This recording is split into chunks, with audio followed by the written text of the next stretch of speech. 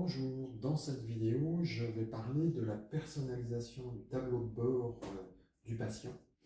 Alors, dans une première vidéo, j'avais fait une présentation justement de l'organisation du dossier patient. Et donc, j'avais expliqué que cette vue, c'est ce qu'on appelle le tableau de bord, hein, ce qui correspond à ce bouton-là, le bouton tableau de bord. Hop. Et donc, j'avais expliqué que ces différents pavés, ici, on pouvait personnaliser le contenu et on peut aussi personnaliser les boutons qui sont présents ici. Donc, ça va être le sujet de cette vidéo.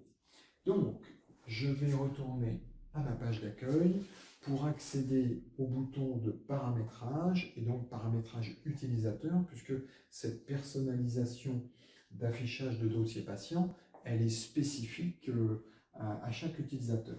Donc vous avez une rubrique tableau de bord, je clique dessus et voilà la présentation de mon tableau de bord théorique. Donc j'ai ici mes différents pavés et là les boutons qui sont présents en haut à droite quand je suis dans le dossier patient. Alors, je vais cliquer sur modifier. Voilà. Et donc, première chose à savoir, vous avez des modèles. Alors, les modèles, en l'occurrence, c'est plus une question de disposition. Alors, selon votre base, quand vous choisissez certains modèles, il est possible qu'ici, il n'y ait rien. Hein. Ce soit juste le choix du nombre de cases, hein, puisque, comme vous le voyez là, entre le modèle 1 et le modèle 8, le nombre de pavés et leur disposition sont complètement différents. Donc les modèles, c'est surtout choisir voilà, le nombre de cases que je vais avoir et comment elles sont organisées. Donc ça, c'est un premier point. Deuxième point, j'ai ici sur la droite tout un ensemble de pictos avec leurs intitulés. Ce sont donc toutes les rubriques qui sont à ma disposition. Alors, par exemple, on va faire un changement. On a ici un pavé protocole. Eh bien, je vais le remplacer et je vais, par exemple, aller y placer les informations patients. Donc, je vise le petit carré noir, je fais un cliquer-glisser pour aller le déposer et je relâche sur l'emplacement.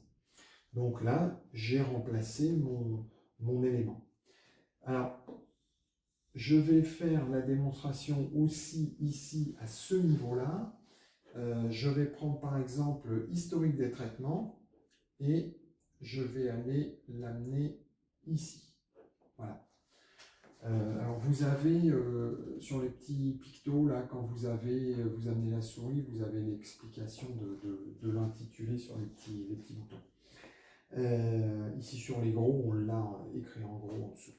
Alors, certains éléments peuvent être disposés en tant que pavé ou en tant que bouton.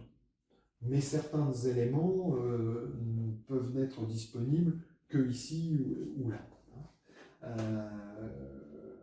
Juste pour la démonstration, voilà, l'historique de traitement, je le prends là. Je vais remettre information patient, voilà. Donc j'ai fait mes modifs, je fais enregistrer, et donc je vais retourner sur mon dossier patient. Alors là, celui-là, il était déjà ouvert, donc il est resté ouvert tel qu'il était. Je vais refermer et je vais reprendre, excusez-moi, je vais reprendre le même dossier patient, HR Louise. Voilà, je double-clique et voilà, maintenant j'ai le pavé information et j'ai mon bouton historique de traitement. Voilà.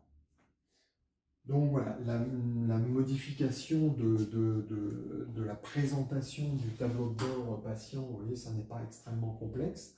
Donc, pour rappel, c'est une personnalisation utilisateur et donc il est pertinent, par exemple, une secrétaire ne va pas avoir les mêmes centres d'intérêt qu'un praticien.